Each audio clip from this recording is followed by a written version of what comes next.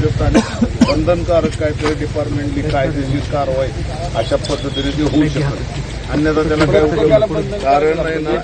Plant वगैरे लावले हे बरेच वर्ष अशाच पद्धतीने चाललेलं आहे. येथे साहेब तुम्ही आता लक्ष देता, दादांनी बी फार मोठ्या प्रमाणात लक्ष केलं होतं, लक्ष घातलं होतं, परंतु उद्या बघू करू याच्यातच राहिलेलं. त्यांनी आता माळेगावरून सोमेश्वरला कंपल्सरी दादांनी सगळे प्लांट लावून सगळ्या गोष्टी करायचं आहे.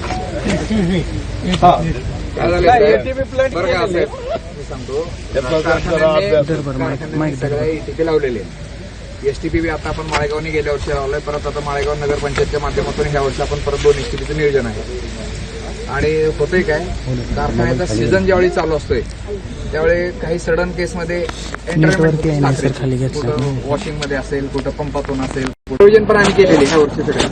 पण तरी काही सडन केसमध्ये आपल्या ह्याच्याबरोबर डेअरीचं देखील डेअरीचं इफ्लुएंट पण येतंय. आणि आपण आता ह्या वर्षी झेडएलडी करण्याच्या दृष्टीने ह्याचा प्लांटचं आपलं कामाचं नियोजन आहे नव्हतं सीबीजीचं 15 टीपी. हा, सीबीजीचं नियोजन आहे यावर्षी ठेवलेलंच आहे.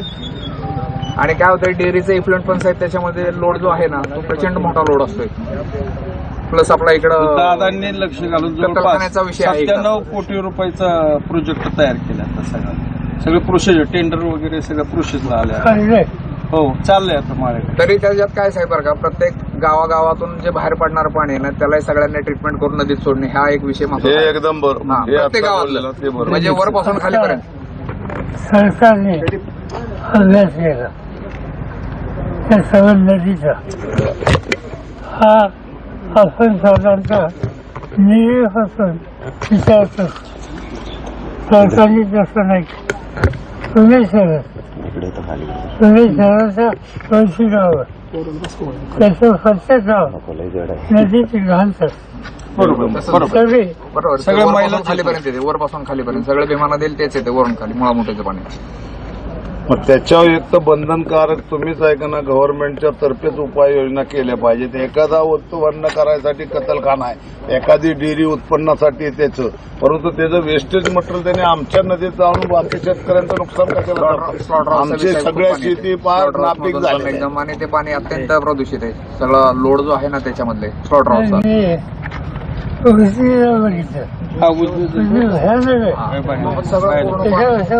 बेकार आहे, बेकार सगळीकडे ती परिस्थिती आहे. म्हणून गव्हर्नमेंटने त्याच्यावर ऐकून घ्या, योग्य उपाय बंधनकारक जे जे काय तुम्ही उत्पन्नाचं साधन पोल्युशन कसं member secretary regional officer Pune, Satara, Solapur या जिल्ह्याचं एक पुण्याला आहे आरओ आणि मेंबर सेक्रेटरी यांची एक कंबाईन मिटिंग लावा आणि त्यांना सूचना द्या किंवा प्रत्येक उद्योग इंडस्ट्री आणि काय तुमचं त्यांचा सर्वे घ्या. नाही सीबीसीबी मार्फत त्यांना थोडंसं हे करायला हवं, त्याशिवाय होणार नाही.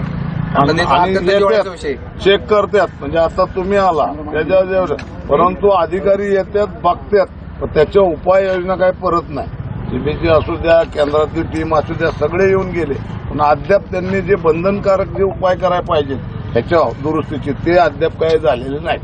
त्याच्यासाठी तुम्ही काही ना काही गोष्टी अत्यंत सरकारबरोबर तुमचा शब्दाला मान आहे त्या गोष्टी करून पुण्यापासून तुम्ही जसं म्हणला शहराची लोकसंख्या वाढते, त्याचं वेस्टेज पाणी आमच्या म्हणजे शहरातल्या लोकांना श्रीमंत आणि चांगले राहावं आणि गरिबांनी शेतकऱ्यांनी काय करावं, आमच्या शेतीच्या जीवावर ते जगतात.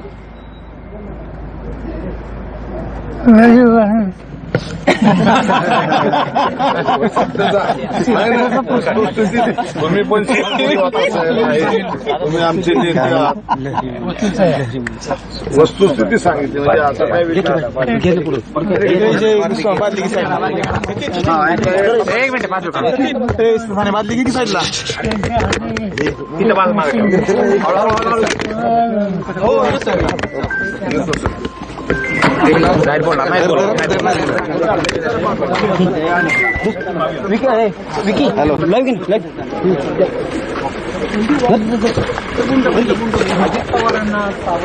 नीरा नदीवरील खऱ्या अर्थाने शरद पवार यांनी आता पाहणी केलेली आहे. अजित पवार त्यांच्या अस्थीचे विसर्जन मीरा नदीत करण्यात आलं होतं, परंतु शरद पवार आज पुढे कुठे शेतकऱ्यांनी मीरा नदी खऱ्यापणे दूषित झाली होती. मीरा वाघोली शेतकऱ्यांनी भेटी घेतल्यानंतर आज शरद पवार स्वतः ह्या मीरा वाघोली या गावामध्ये आले. खऱ्यापणे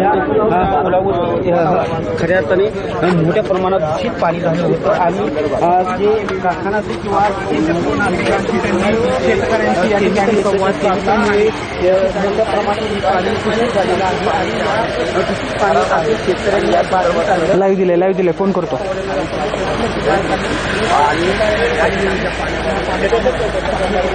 आज पवार साहेबांनी पाहणी केलेली आहे. अजून आज सावडण्याचा तुम्ही जे कार्यक्रम पार पडतोय अजित पवारांचा, तोवरच पवार साहेब इकडे पाहणी करताय, काय वाटतंय कार्यक्रम? नाही, ते विषय तो त्यांच्या मनाचा मोठेपणा आहे.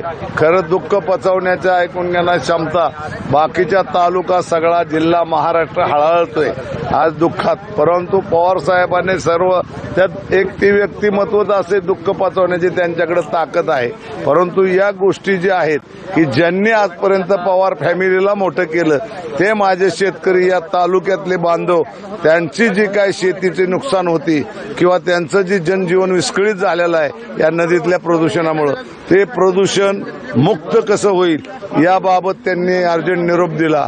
आता तो त्यांच्या मनाचा मोठेपणा आहे. त्यात माझ्यासारखा कार्यकर्ता छोटा आहे, परंतु ते आले, त्यांचं स्वागत गावात करणं माझं कर्तव्य म्हणून आल्यानंतर मी त्यांच्याबरोबर डायरेक्ट फोन आला मला की मी येतोय नाना तू थांब.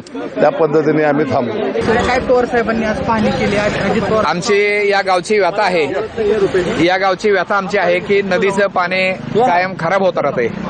नदीचं पाणी कायम खराब आहे.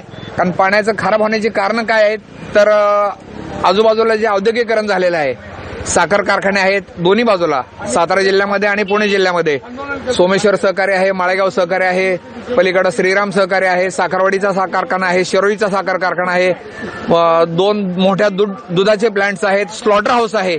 आणि या सगळ्याचं स्लॉटर हाऊस म्हणजे कत्तलखाना, आणि ह्या सगळ्याचं जे सांडपाणी आहे हे सगळं नदीमध्ये येतं. काही लोकांनी सांडपाण्याचे प्लांट लावलेत, परंतु ते प्लांट पूर्ण क्षमतेने कधी चालत नाहीत, कधी त्याच्यावर लोड वाढतो आणि त्या केसमध्ये नदीत आलेल्या पाण्यामध्ये ऑक्सिजनची क्षमता पूर्ण नाहीशी होते, ऑक्सिजन मिळत नाही आणि त्यामुळं मासे मरतात, नदीचं पाणी दुर्गंधीयुक्त होतं आणि ते पाणी आम्ही शेतीला देतोय. शेतकरी आज आमचा कामगार त्या नदीच्या पाण्यामुळे दारी धरत नाही कोणी.